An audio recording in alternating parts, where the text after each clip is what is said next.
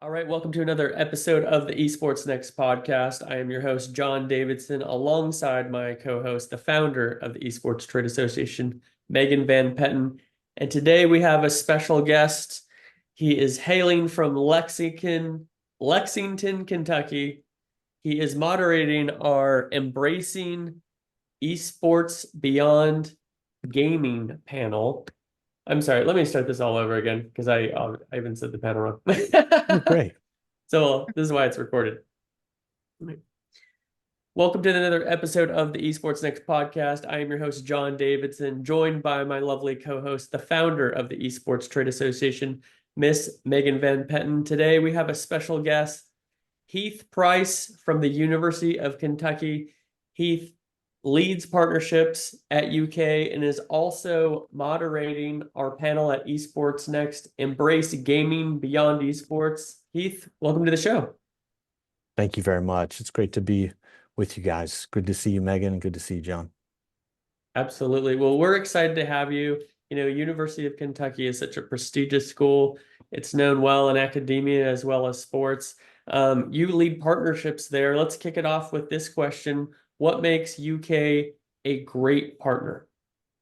Yeah, for me in university settings, executive leadership really sets a tone. It's critical that alignment starts at the very top, right? And universities, we report ultimately to boards, and we have presidents and chancellors that direct. And so in our case, we've been, as a university, I think, really successful over decades because there has been consistency in that executive leadership. I believe we've had 4 presidents in right over 40 years.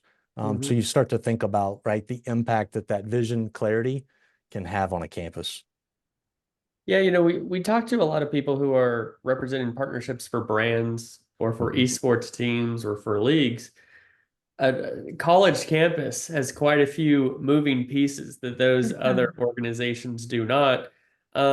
Take us into the background a little bit. What are some of the partnerships or some of the aspects that are different about a college campus rather than a brand, a team, or a league? Yeah, that's a great question. I think that one of the coolest parts about working on a campus is there's so many of those areas you referenced, John, that you can learn from. And because we are so diverse and have so many pieces, we can borrow from a lot of those ideas and we can put them together. So one of the coolest parts about our campus, I think our approach is that we talk a lot about the matrix, not the matrix Are we in behind the the head, but matrix? Is this no, where we're this not. podcast is going? Oh, okay. Okay. But the matrix of ideas on how we bring together those campus constituents, taking some of the, I think, ideas that happen in the marketplace and getting the right people at the right table to drive outcomes, to really make things happen. To me, oftentimes, right, what you can struggle with in a big place is outcomes. What are you aiming for? Who is your right constituent that you're trying to serve? And ours is easy to identify, at least our primary, right, in the students. But then we have this broader community population. How are we delivering for them distinctive experiences? I think it takes identifying what you want those outcomes to be. Sure. And I can see from the perspective of a brand, you know, why University of Kentucky would be appealing as a partner. You've got obviously the age of the community on campus. You've also got broad reach, depending, I guess, what type of partnership you're doing. But through your success in sports, you know, you guys are reaching nationally, globally.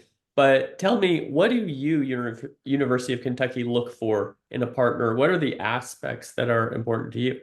Yeah, that's a great question. I mean, we often refer to it as the North Star, right? And there's value alignment is maybe the way the term I would use. But what does that really mean to your point of like, okay, what does value alignment look like for UK? It looks like a focus on the people that we are first serving. So we think as a university, we think very much about the Commonwealth and about the students that we want to serve throughout the state of Kentucky. As the flagship, we think of that Commonwealth as the place that we are first going to focus on. How do we help deliver, right, that educational experience? But oftentimes, right, we just use that word experience. I mean, that experience of what right, a future student will want, but also what students that have been here, what they expect, what are they taking away? How is that community staying connected? So I think, what we look for is in that alignment for us and thinking about the Commonwealth, it's companies that can share and that understanding of what it is like to have a rural state with very rural communities with, right, a lot of population displacement, an eastern part of this Commonwealth that's very different than the western part.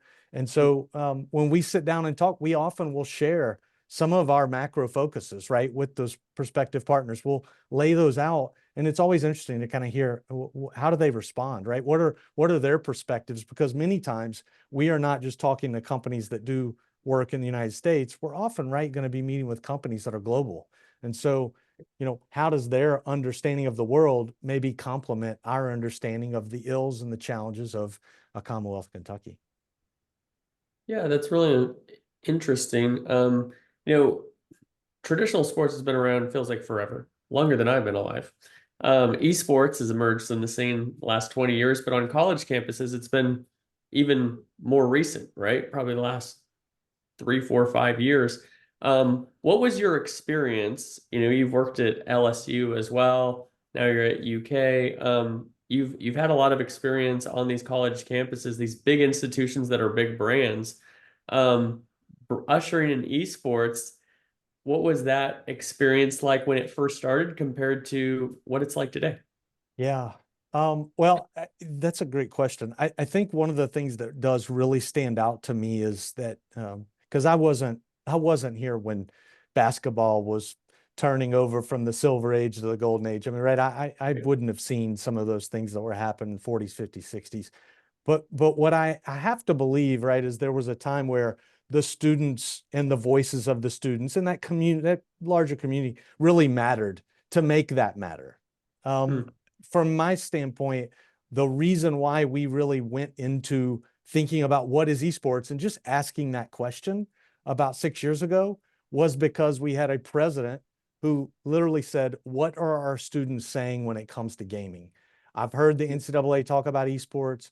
I see it in the Wall Street Journal. I see the headlines, but what is the context of how our population, how our campus, and specifically how our students, what do they think about it? And so being able to engage that conversation with a very open mind, asking honest questions, and then engaging those students that in that first year that we did interact or hear from, um, and demonstrate to them that we weren't just asking for the sake of being able to say we checked the box, but we were really asking because we wanted to hear their thoughts and begin conversations on what would you do first? Or what would you do in some cases with some of our students gaming at the time? What would you do next? Because they felt like they had already done things. They had just been kind of crying in the wilderness a little bit as it related to resources. So I do think that's something that campuses that find a synergy with their students often are able to have shown that they can deliver on the listening, right? It's not Yeah. about making the promise. It's about hearing what they say and responding and kind of reacting to deliver the outcomes I was mentioning a few minutes ago. Yeah, I think the greatest leaders are those who listen to those they're leading. And, we strive to do that ourselves with our member town hall at the EsportsNext Conference and other things. And, hearing that this came from the president of your school is consistent with other schools that I've seen who have done this, that, when leadership gets it, um, then the rest of the school responds. Speaking of response, what was the response like from the students once University of Kentucky really started taking this seriously and investing in this greatest passion for the community? Yeah, for so much of our population, right? I mean, Mhm. I'll admit, now there were 25 students in that first few months that I got to know really well. So, Mhm. as we use 25 to cascade out to bigger groups and other conversations, it was very interesting to see some of the faces and the emails or the text of like I don't think they thought we were messing with them, but I think they were kind of like, wait, where's the hidden trick here? Skeptical, What are you right? really saying Yeah, you're trying to do if you're that's right. borrowing the word esports? I mean, and I wouldn't blame them a bit. I would have been probably a little bit skeptical too. Like, what is the university all of the sudden kind of launching out with this? The Hmm. reality for us was we had spent that year of listening, and so we were pretty quickly able to, I think, respond with some early programming, some early ideas. We were doing some of this launch in late 2019, early 2020. And so many of our spring 2020 events never happened the way they were designed or we had planned on them happening. They Right. ended up, many of them did happen. They happened in the COVID fashion that we all got somewhat accustomed to for that 18 to 24 months. But I think it was early on just being able to say, no, we've heard from you. Here are some things you said you wanted to do. We're ready to do them and help you put them on. And then it was kind of that there's so many different distinctive gaming populations that we learned the head knowledge in that year of learning, but we didn't really know practically what that looked like. And so it was going through then putting some of those early projects, some of those early events, some of the early competitions into play, where we started to see other groups come out and say, wait, we've actually got a very isolated group over here that's doing this. Can we Yeah. fit in?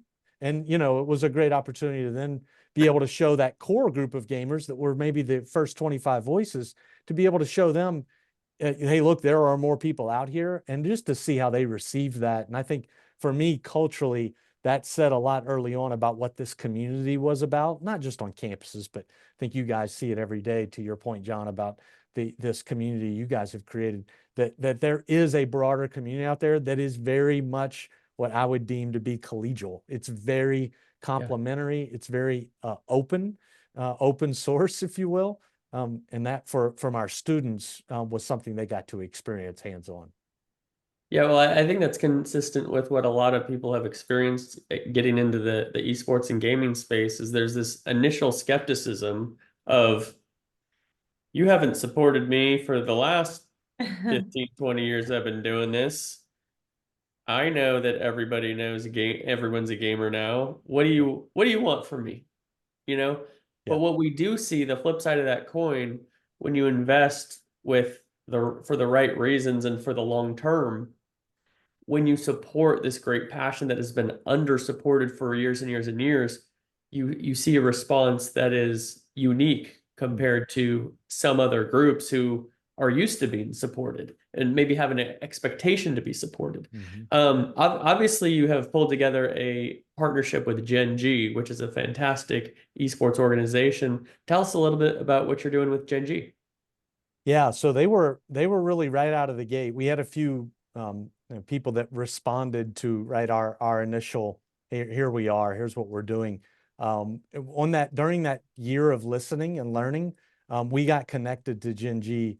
At that time, it was Chris Park as their CEO, but there was a connection coincidentally through one of our partners on campus, which is JMI Sports. So our media rights partner had some relationships and knowing Chris and some other of the early folks at Gen G. And so there was this kind of meeting to say, hey, we're going to tell you what we're learning and listening, what we're hearing, and then kind of gave Gen G an opportunity to do the same. The first couple of times we talked, there was really no thought, I think, on either side of we will definitely do some kind of partnership or work together. It was really more of, hey, as a university, we have some things to maybe share and open their eyes. And likewise, Gen G was like, hey, we're in Korea and China too. So we maybe have some things we could tell you that you haven't heard yet. Yeah. And it was just some really interesting conversations that led to us asking that question we ask, is there value alignment? We were hearing so many things that Gen G was talking about that were not just about their pro teams that they were putting at that time in the leagues that were happening in Korea, some of which were then getting really started and here in America, that they were really focusing more on we're doing those things, but we also are really interested in understanding communities. We're also really interested in at least learning more about what's happening educationally. They were doing some camps in Korea in those early days. And so it was for us, it was just about hearing what they were talking about and saying, you know what, there's something here to do. And I'll stop there. But that was for us, that was kind of a great sense of early value alignment. I love that. There's this educational aspect that I think people are becoming more and more aware of that these opportunities are not just inside of the esports industry, but enable gamers to develop skills and open their minds and their eyes to opportunities both inside but beyond the esports industry as well, to a lot of jobs of the current and near future that these innovative and technical companies are hiring for. Absolutely. Anecdotally, there's a really interesting stat that we've talked about over the last few years coming out of COVID. A lot of high school athletic associations have started esports as a competitive event, right? It's something they're hosting, they're playing certain games, they're working with partners to put on those events. One of the first things we did with Gen G was we went and pursued our high school athletic association and said, hey, we want to host your event on our campus and we'll figure out how to make it happen. Like, Awesome. take any reservations off the table. Don't worry about how much it's going to cost. Let's just figure out how we could do this together. And interestingly, right, in those early days, they were getting hundreds of young people in 9th through 12th grade that were wanting to be a part of these esports teams. Today, Right. that number's over in the Commonwealth of Kentucky high school. It's over 1,000 that are actual members of teams that register and play, that compete. The lion's share of these students that are doing that were not previously involved in anything that was happening in high school athletic associations before this existed. So back in those Wow. first couple of years, right, when you had the look back and said this didn't exist and now it does, to have that many young people that were jumping in and wanted to participate, wanted to feel a part of something, I think speaks to the point you're making. And it was absolutely something that, as we talked to Gen G about year one and then year two, year three, it shaped some of the programming that we wanted to do, right? Hosting a conference that would be more maybe academically focused, but would also think about professional development, would think about when you get to campus, what are you looking to do? Well, you academically want to prepare to get a job, but we all know that networking relationships are going to help lead you down that path and probably be the door that opens first. Gen G's got a lot of experience in their teams. We certainly, as a campus, want to be driven to do that as well. So it informed situations like that, and anecdotes like that really informed some of our early decision making on what does that programming look like. Yeah, that's amazing. Um, I was at a high school visit. It was the Illinois High School Association at one of our local colleges, and I happened to be there. And the kids, oh my gosh, when I heard them saying, I was listening, I'm gonna go to this school. Because it was their experience that they were comfortable with. It was like a college career visit, but it was buses of kids. It was Yeah. hundreds of kids. And I thought to myself, boy, if I would have done whatever school I went to would have been where I would have chosen in Yeah. high school, because we don't even realize at that age. So the exposure is amazing. Yeah, absolutely. I think that's well said. For us, we have such a challenge of helping people around the state think that they can go to college. I mean, in our population at UK, almost 25% of our students come from household incomes of under $25,000. So you just think about, right, you zoom out, there's so many students that, right, don't maybe have those opportunities or don't get those opportunities. So a big part of it for us, because we are a large campus, is that when we can get those young people on our campus, that they could see going to college as possible. And if they Right. did it here, fantastic. But we've got other regionally located campuses that have, and I wouldn't dare call Louisville a regional campus, but you know what I mean. All kidding aside, there are a lot of places here where we can take students and help them get that 4 or 5 or 6 year education, depending on what paths they're on, and then they have a different pathway for their future. So yeah, it's been we were year one, I think we brought about 85 people to campus for that event that you're referencing, Megan. You saw at Illinois. This year it was over 350. So it's, the buses, the people coming, the families. It's just cool to see them. They come and their eyes are wide open because it's like, where am I? I Yes. was in a library 4 hours ago. Now where am I? And many of our campuses in the Commonwealth have great facilities and places that can host we're just fortunate, I think, to be in the center of this state. And so therefore sometimes get to operationally do it in really efficient ways that help people with travel and otherwise. Yeah, I think it's fantastic the way that you can engage so many young people through their greatest passion, which is gaming. While you may not actively be involved with the recruitment of new students, what have you seen from your vantage point as the response from prospective or new students of going to school at UK pre and post supporting esports? Yeah, that's a great question. Well, I got here less than about a year before we started some of this process. So I was pretty new to this place Okay. at that time, right? So shades a little bit. I don't want to be giving too many stories that start to make it sound like I've been here for 20 years. But I do think that from the standpoint of just getting to know the community, I think it's been very interesting to learn that students in many ways expect it. And I think the surprise for our students back 6, 7, 8 years ago, maybe before we were able to do a lot of this, was a little bit of, not that they felt sorry for us, but it was probably pretty close to that of like, if you guys are really struggling that I want to take an Xbox or a Switch or a Nintendo and plug it into the screen in your student center, if you really think that's a problem, boy, get ready, right? It was kind of like, we're not going to argue with you if university, you say you're not going to do this, but what we're trying to do here is pretty common. And in fact, it's happening all over. So I think there was a little bit of just incredulous, like, hey, if y'all want to say no, fine. The reality, right, was students kind of expect it. And I think we continue to hear that.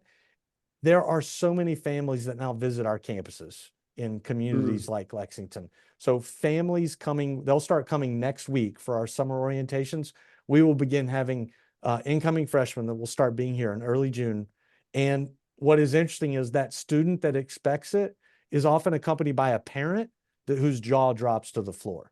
Like when they walk into the space, they're like, wait. And the classic part is seeing that student turn to their mom or their dad and say, see, like I told you. I told you it was real. I told you I wasn't wasting my time. Yes. I mean, John, I've heard we've it been 100 to some of times. those campuses, Yes. and John and I, and it's mind blowing. Yeah. It's just amazing the pathways of education that esports has led us to and through, and how, what was the one campus we were at, John, where it almost had every department covered. Alabama. Yeah.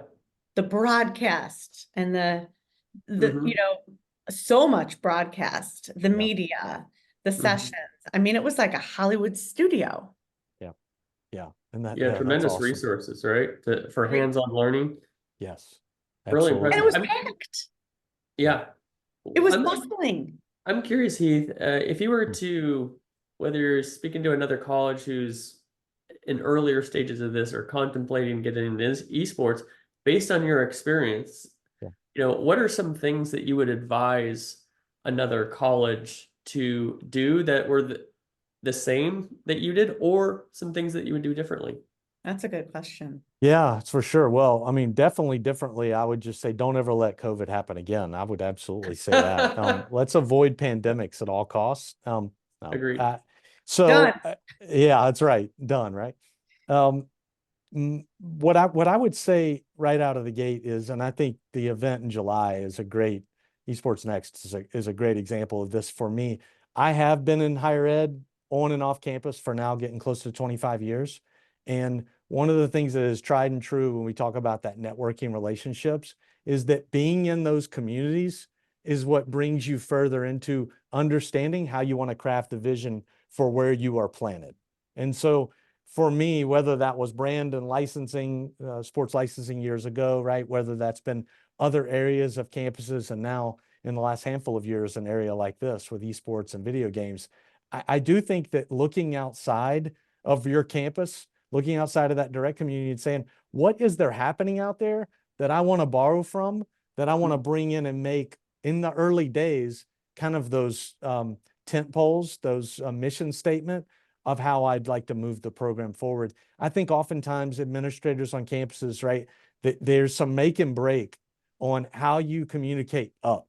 We all have chains, and campuses are certainly full of layers of people that have really important jobs and often report to boards.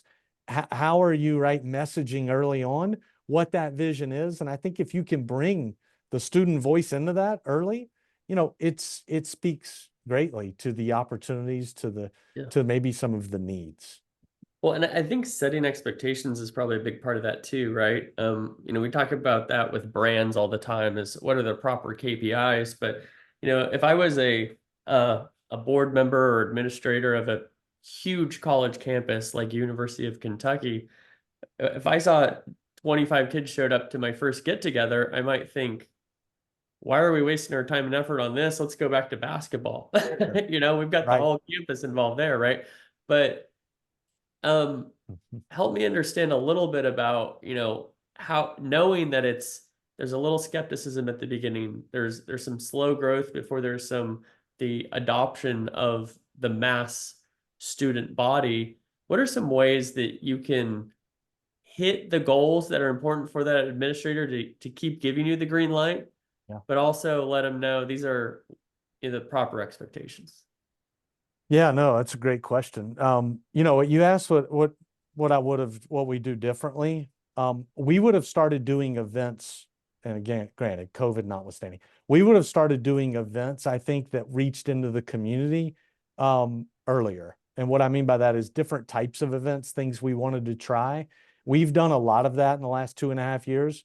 But if I could go back and say we were doing it 5 years ago or 6 years ago, we would have started a little faster. Not big events. They don't have to be big. Yeah. Numbers is something we do talk a lot to administration about, in that, look, if our KPI is isolated to the number of people that show up or the amount of revenue that was driven from a single event, this isn't the thing for us to be spending time on. If that's going to be kind of the tip of the expectation, then let's not spend time here. And I think we've been fortunate that the open-mindedness of working with those students and then working out and thinking about communities, thinking about events, things we can do and bringing in that community, it's that we can try a lot of different things.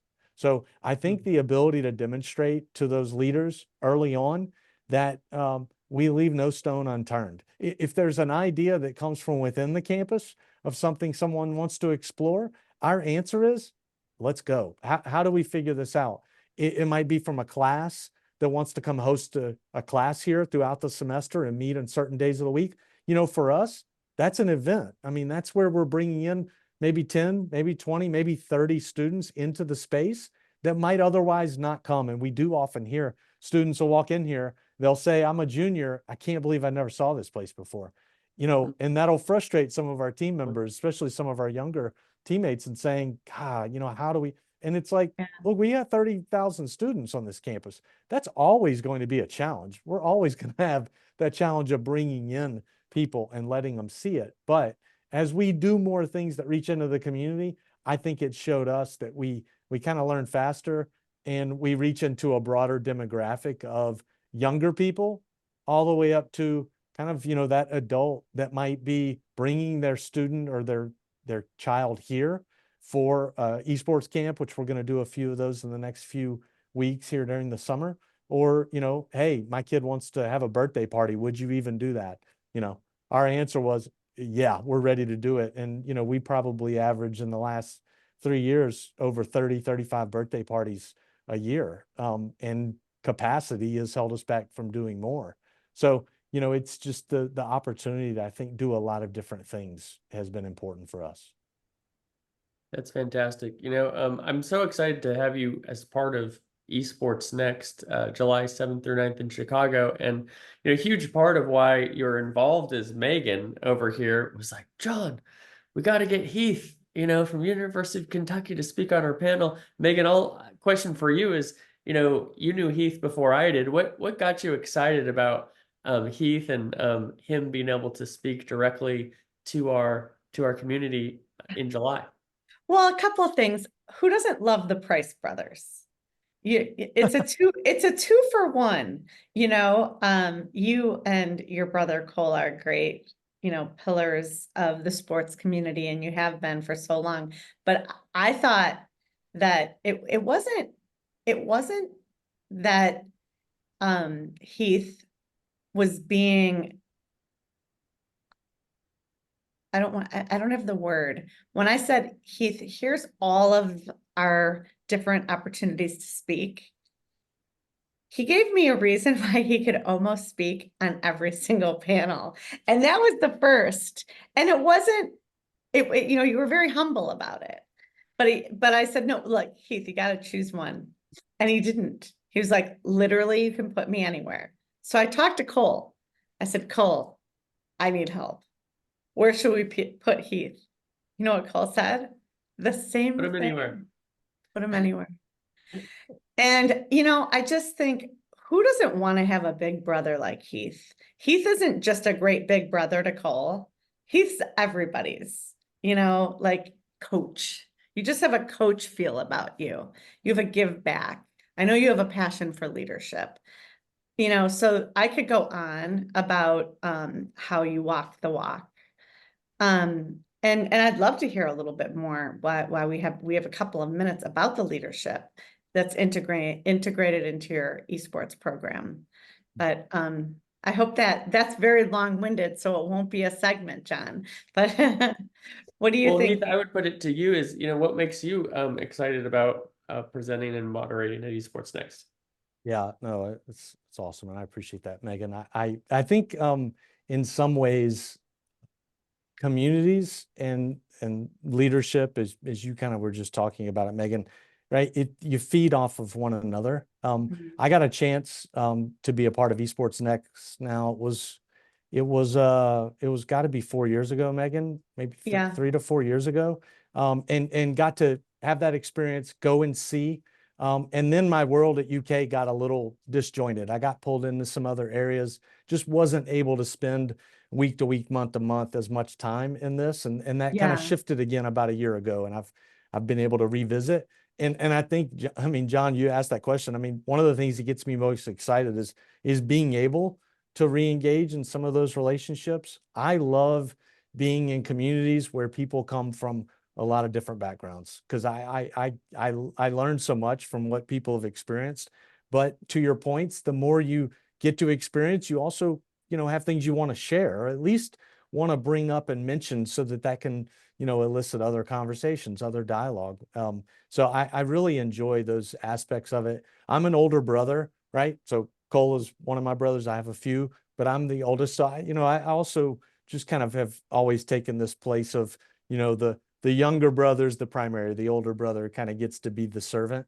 And I think that aspects of that for me on campuses have really borne out, because I was a young person on a campus who really struggled academically, had to figure it out. And then, and I remember telling my dad for a second, and then I worked on campus for a decade after that. And so there was this like, how in the world they're hiring you and you really almost didn't make it through your freshman year of college. But it was the aspects of really being able to understand it 360 that have given me a real passion for being able to plant in campus areas and do different things over time. You know, you mentioned you have a few brothers. Tell us why Cole is your favorite. Just kidding. Oh man, no, I can tell you the opposite though, because no, actually he is, no, you know what, John? He is my favorite because he went to work with the University of Alabama, and my dad is a diehard LSU fan. So he is officially the black sheep and probably completely written out of the will. So he is my favorite because he took care of that for me. But all joking, he is Cole and I share, we have another brother who's in financial planning, but Cole and I share this background of being very interested in brands. And so Yeah. I think that is something for me in esports where I felt early on, there's this energy of what's happening, but there's also so much left to happen. There's so many unanswered questions. And so as somebody who grew up working with brands that were like the University of Kentucky, founded in 1865, been here forever, right?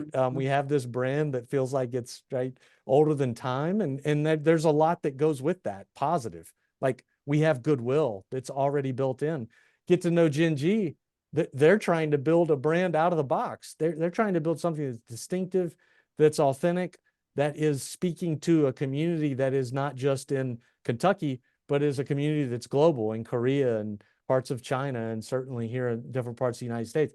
That for me has been really energizing, because I love understanding what those brands are trying to go for, and then just trying to figure out how you can, maybe be a part of that or add something to what that looks like as they're on their journey. So I love that branch. It's funny, I just had this image in my head of like a horse and buggy partnership, like in the 1800s, and it's Yes, yeah. probably a little bit different there. Last or second to last question for you. We have a theme here at the Esports Trade Association that we love bringing together the core esports industry alongside complementary experts from outside the space, because we believe that both groups have so much to teach each other. Gamers have so much of a great understanding of youth culture, the active gaming, consumer consumption, things of this nature. And then folks who have decades of experience in traditional sports, traditional business, have a lot of best practices that they can share. And when both groups come together, both can learn from each other and do business better together than apart. You having this long time career in traditional sports, traditional partnerships, and being at University of Kentucky and LSU, as you mentioned, share us a few keys that are true across the spectrum. What makes for a great partnership? Yeah, I think first and foremost in our case, I talked earlier about value alignment. I think from my perspective, the partners that we work with historically in the industry, they really want and need feedback and understanding of where you're trying to go. So it's one thing to say, okay, we're aligned. We know we fit. We're a jigsaw puzzle, pieces fit. So what do we want to accomplish? What are we doing together? Many times a partner is saying, how can I serve you? How can I bring these resources, right? Many times it's because they're being paid. They have a business to do. They have resources they can bring, but it's one thing to bring the cookie cutter. Here's your dining program. You've outsourced dining to us. Here's the food. It's another thing to say, well, actually, your campus is distinctive in these ways, and we want to help you deliver experiences. They're not going to be able to do that if they don't understand what we want to deliver, what we dream of delivering within those experiences, right? And so I think being really communicative, staying in the process of being available. I have a quirky thing I do here at UK, which is very quirky, which is I really don't have an office. Now, there are people on campus who get really frustrated because I don't show up in the same place every day. But for me, it's absolutely by design. Being on campuses this long, if I'm going to get to work on a campus, I want to be around it. And I don't want to sit in one place. I want to be able to see people from all over. And what's been interesting to me that I've seen in coming back to campus in Kentucky is that our partners are out.